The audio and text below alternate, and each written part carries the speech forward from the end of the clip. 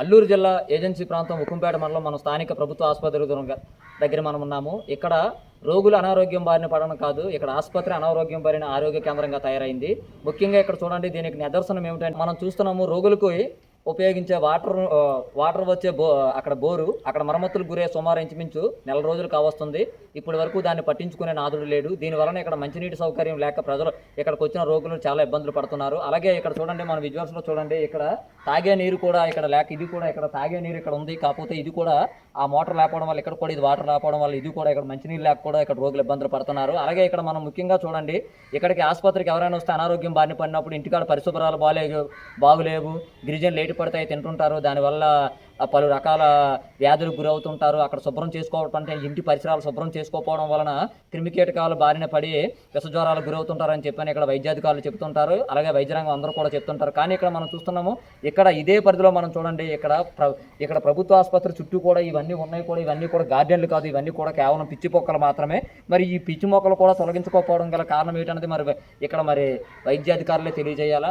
ఇంకో విషయం ఏంటంటే, ఇక్కడ ప్రసవ గదిలోని, ఇక్కడ ప్రసవానికి వచ్చిన వారికి అక్కడ గదిలోని మంచినీటి సౌకర్యం ఉండాలి. అది లేక ఇక్కడ వేరే దగ్గర నుంచి 2-3 బకెట్లు, అంటే ఇదే హాస్పిటల్లో దూర ప్రాంతం నుంచి అక్కడ నుంచి 2-3 బకెట్లు వాటర్ తీసుకొని వచ్చి అక్కడ ఉపయోగించుకుంటున్నారు. మరి దీనివల్ల ప్రజలు దీనివల్ల రోగులు ఎన్ని ఇబ్బందులు పడుతున్నారు అన్నది మనకు నేరుగా కనిపిస్తుంది.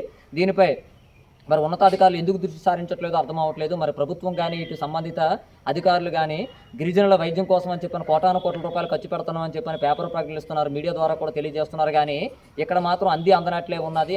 అసలు నిజంగా కోటాను కోట్ల రూపాయలు ఖర్చు పెడితే ఇంత దౌర్భాగ్యం ఎలా ఉంటుందనేది మరి వాళ్ళే గుర్తించాలి. ఏదేమైనప్పటికీ ఉక్కుంపేట ప్రభుత్వ ఆసుపత్రులు అయితే మాత్రము సమస్యలు కుక్కలగా మాత్రము మనకి ఇక్కడ కనిపిస్తున్నాయి. అలాగే ఇంకో విషయం ఏంటంటే, ముఖ్యంగా ఇక్కడ డెంటల్ క్లినిక్ ఉండేది గతంలో, అంటే ఇక్కడ డెంటల్ డాక్టర్ ఉండేవారు. అప్పుడులోనే ఇక్కడ ఎక్విప్మెంట్ అంతా కూడా ఇక్కడ చేశారు. కానీ ఇక్కడ డెంటల్ డాక్టర్ వెళ్ళిపోయే సంవత్సరాలు కావస్తుంది, అది కూడా మూలపడింది. ఇది నిజంగా ప్రజా దుర్వినియోగం అనే చెప్పాలి. మరి డెంటల్ డాక్టర్ అయినా సరే ఇక్కడ నియమిస్తే అక్కడ అవి పాడవకుండా, పరికరాలు పాడవకుండా ఉంటాయి. మరి దాన్ని కూడా మరి అధికారులు ఎందుకు పట్టించుకోవట్లేదు అర్థం కావడం లేదు. ఇప్పటికైనా సరే అధికారులు గిరిజనుల ప్రాణాలను దృష్టిలో పెట్టుకొని గిరిజనులకి పూర్తి స్థాయిలో వైద్యం అందించేలా చేసి వారికి ఇక్కడ పూర్తి స్థాయిలో, అంటే రోగులకి ఇక్కడ పూర్తి స్థాయిలో కనీస మౌలిక సదుపాయాలు కల్పించాలో చెప్పని వారు కోరుతున్నారు. అలాగే ముఖ్యంగా ఇక్కడ ఇంకో విషయం ఏంటంటే, ఇక్కడ ఆసుపత్రికి వస్తున్న వారు ఇక్కడ మలేరియా, ఇప్పుడు ఏదైనా జ్వరాల బారిన పడితే ఏదైనా సరే, ఏ ఫీవర్ అయినా సరే ఇక్కడ మలేరియా కానీ టైఫాయిడ్ కానీ ఉంటే వెంటనే టెస్టులు రాస్తారు. కానీ ఇక్కడ మలేరియా చేస్తున్నారు తప్ప ఇక్కడ టైఫాయిడ్ కిట్స్ అయితే లేవు. టైఫాయిడ్ టెస్టులు చేయించుకోవాలంటే బయట 150 నుంచి 200 రూపాయలు వసూలు చేస్తున్నారు. ఒకవేళ లేని వాళ్ళు ఏం చేస్తున్నారంటే 20 రూపాయలు పాపం అంటే పాడేరు వెళ్ళి చేయించుకునే పరిస్థితి నేడు ఏర్పడింది. మరి జిల్లా అయిన తర్వాత మరి ఇక్కడ పిఎస్సి అంటే చాలా పెద్ద, అసలు అనుకోవద్దు కానీ ఏజెన్సీ 11 మండలాలు, ఇప్పుడు ఉన్న 11 మండలాలు, ఇక్కడ 2 నియోజకవర్గాలు ఉన్న 11 మండలాల్లో ఇది చాలా పెద్ద మండలము.